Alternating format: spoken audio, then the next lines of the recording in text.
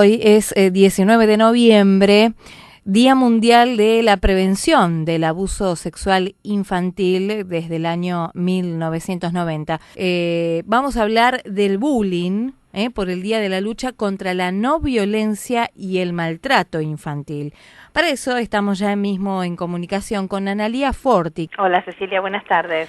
Bien, bueno, hoy es una fecha muy importante para que la gente comprenda un poquito. ¿De qué estamos hablando? ¿Qué es el bullying? Mira, Ceci, cuando hablamos de bullying específicamente estamos hablando de acoso escolar. Estamos hablando de una modalidad de violencia que se manifiesta en un ámbito, un ámbito de convivencia como es la escuela. Sí. Pero hay que tener en cuenta siempre que el bullying, el acoso escolar, es una de las tantas formas del maltrato infantil.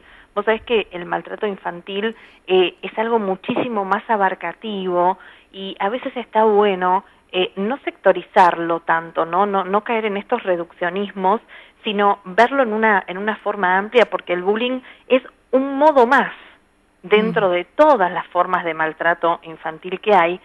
Y cuando hablamos de maltrato infantil, estamos hablando de toda acción, pero también de toda omisión. Sí. Que sea recurrente, es decir, que no sea accidental y que de alguna manera amenace o prive al niño en lo que se refiere a su desarrollo tanto físico como psíquico y como social también, que pueda devenir en un daño real o potencial para su integridad. Y cuando hablamos de integridad, hablamos de lo psíquico, de lo espiritual, de lo físico y de lo emocional. Claro, sí, porque involucra todo esto. Anelia, te voy a hacer una pregunta muy puntual, porque hoy los chicos a través de los distintos canales como Cartoon Network o Disney Channel, bueno, se habla mucho sobre el bullying y ellos están atentos a esto, del bullying o la violencia en el colegio. Un caso te pongo. Chiquitos, para que me des más ejemplos. El bullying es cuando, además de, ser sometidos tal vez por adultos, ¿no? En muchas veces, también se da entre los pares. Por ejemplo, te doy un caso. Si un nene le dice a una nena, sos gorda, dientuda o anteojuda, viste que en mi época eso era muy habitual y uno se defendía como podía, era así. Eso... Sí, es buenísima tu pregunta, Ceci, es muy buena la pregunta. Te aclaro algunas cosas que son fundamentales. Cuando estamos hablando de bullying, el bullying siempre es entre pares. Ah, ok.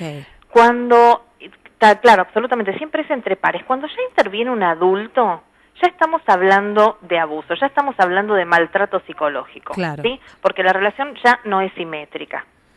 En este caso que vos me decías, sí, claramente hay una diferencia. Para que estemos hablando de bullying, de acoso escolar, tiene que haber un hostigamiento que sea permanente y que además sea unidireccional. Claro. ¿Esto qué significa? Que la broma, esto que es esporádico, de yo te digo que estás gordo y el otro me dice anteojudo y yo te cargo pues sos colorado y yo porque sos pecoso, forma parte de estos chicaneos propios que tienen que ver también con la socialización de los niños, que por supuesto tienen impulsos agresivos y que también se van construyendo con esto. Sí. Ahora, cuando hablamos de acoso escolar, estamos hablando de que hay una presa y hay un predador.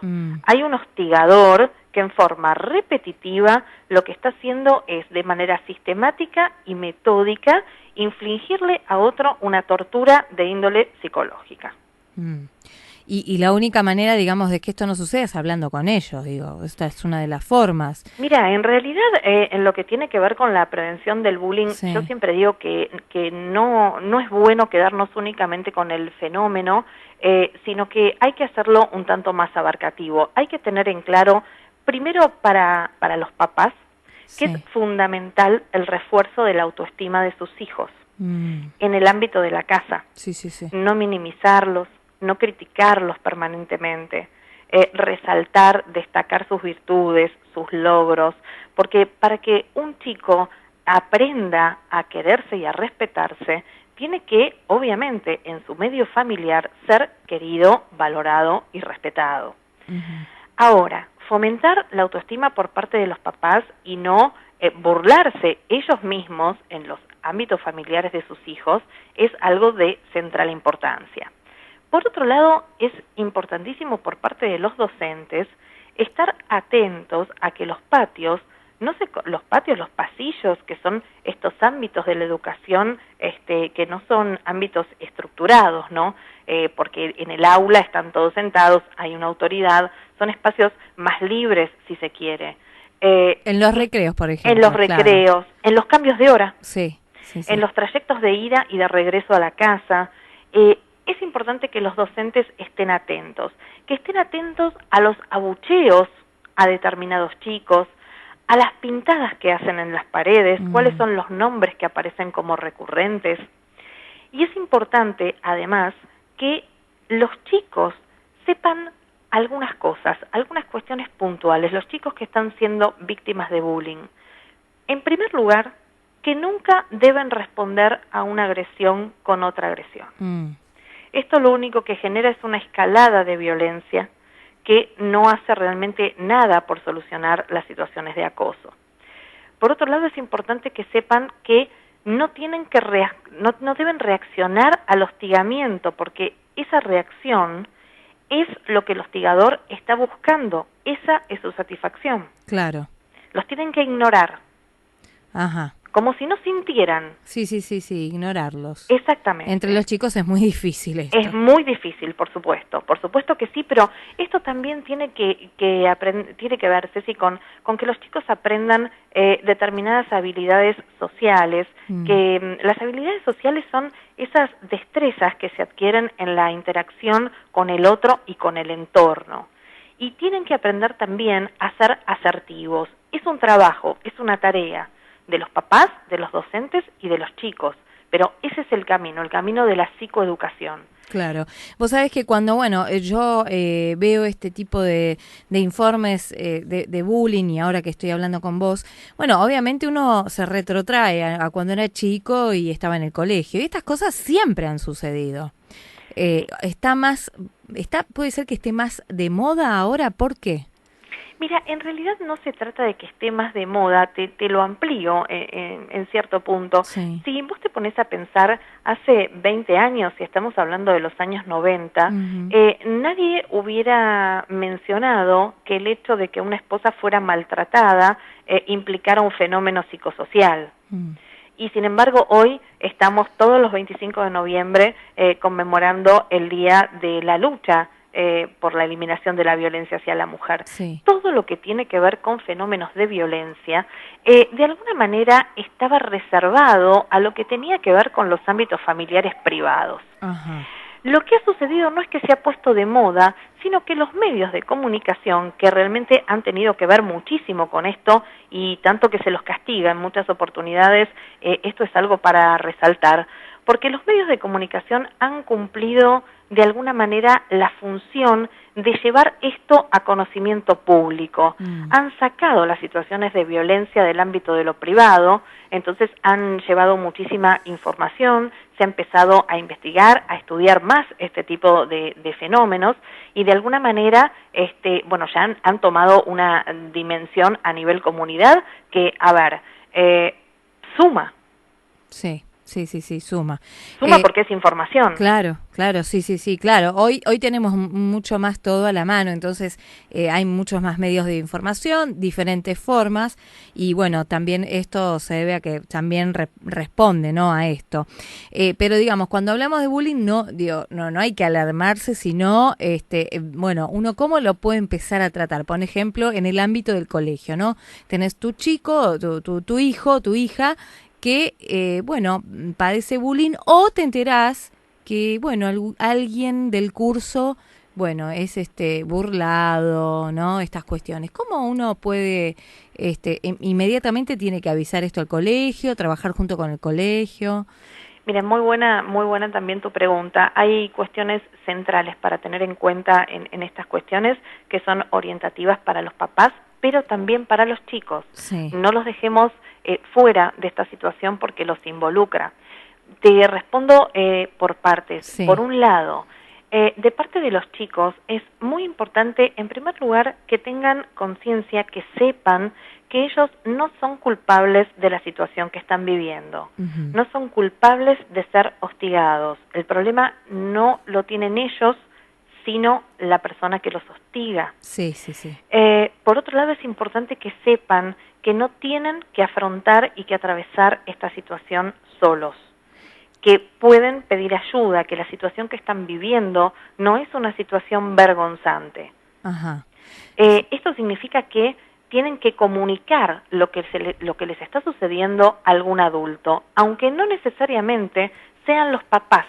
Es suficiente con que sea un adulto de confianza, puede ser un docente, puede ser un hermano mayor, y si por algún motivo no se atrevieran a decirlo, que esto es algo muy común en los chicos, quizás no se atreven a verbalizarlo, pueden escribir una carta, pueden escribir lo que están viviendo y dárselo a los padres, dárselo al rector del colegio, a un docente, a un hermano, a algún familiar en quien confíen, para que los adultos puedan ya interponer acciones de otro tipo en relación a los docentes, en relación al colegio. Anelia, tengo la siguiente pregunta. ¿Se dan muchos casos actualmente en Capital, en provincia? ¿Tenés alguna estadística? Mira, la realidad es que estadísticas, en Argentina estadísticas precisas y digamos oficiales no se tienen, pero hay algo que es real y es que el fenómeno de la violencia está creciendo y crece en todos los ámbitos. Se produce un efecto de copia que tiene que ver con esto de ir tomando estos modelos e irlos repitiendo, y además se van perpetuando estos modelos de acoso escolar porque hay un elemento que se tiene muy poco en cuenta, pero que lo destaco porque es de central importancia, y tiene que ver con el silencio del espectador. Cada vez que hay una situación de hostigamiento, todos aquellos chicos que están observando, vivando la situación o simplemente dejándola transcurrir sin tomar ningún tipo de acción para que esto se detenga, están de alguna manera alimentando la escena. Vos sabés que si no hay espectador, no hay escena. Claro. Entonces, los papás tienen que enseñarles a sus hijos que si están observando el ataque de un ser humano a otro ser humano, esto no es algo natural y no es algo que deba ser naturalizado, y que es importante que puedan intervenir. ¿De qué manera? ¿Con violencia? No, denunciando el hecho. Bueno, no quedarse presenciándolo. Ahí está, clarísimo, Analía, más claro imposible. Es un tema muy vigente, ¿viste? En estos momentos. Sí, y muy difícil. Y es difícil tratarlo, en chicos más chiquitos más, porque, bueno, los más grandes tal vez, bueno, comprenden, ¿no? Y entienden que lo que están haciendo está mal. Y también me imagino, por parte del otro chico que hostiga, también tiene un problema. Mirá, bueno, otra excelente pregunta. Debo decirte que son preguntas realmente muy buenas porque permiten llevar una muy rica información. Claro, esto es algo que tampoco se menciona demasiado y siempre se pone en el lugar de víctima al chico que está siendo hostigado, que claramente es la víctima más evidente. Claro. Pero el chico que está hostigando, el hostigador, claramente es un chico que también tiene una inserción social negativa. Lo que sucede es que está en una posición menos aislada que la que tiene la víctima. Es decir, siempre tiene algún que otro seguidor cómplice, que lo apoya en este tipo de hostigamientos. Y habitualmente son chiquitos que provienen de hogares con un funcionamiento disfuncional, donde no han tenido papás que les hayan brindado un afecto seguro, un apego seguro, con cierta calidez. Sobre todo esta carencia la han vivido de parte de las mamás.